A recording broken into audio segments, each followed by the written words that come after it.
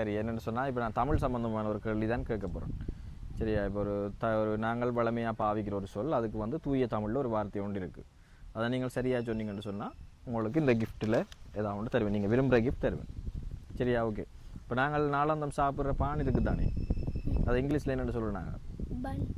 பன்னா. Bread என்று சொல்கிறோம் நாங்கள். சரியா? பன்னுன்றது அந்த பனிசை தான் நாங்கள் பன்னு சொல்கிறது. சரியா? அப்போ அந்த பான்ன்றதுக்குரிய தமிழ் சொல் என்ன? தூய தமிழில் நாங்கள் ஒரு சொல் ஒன்று இருக்குது. அந்த சொல் தெரியுமா? தெரிஞ்சபடியே சொல்லுங்க. சரியோ பிள்ளையோ பிரச்சனை இல்லை, தெரிஞ்சபடி. பட்டரா? பட்டர் இல்லை. சரி, தம்பிக்கு என்ன பேர்? லக்ஸிகன்.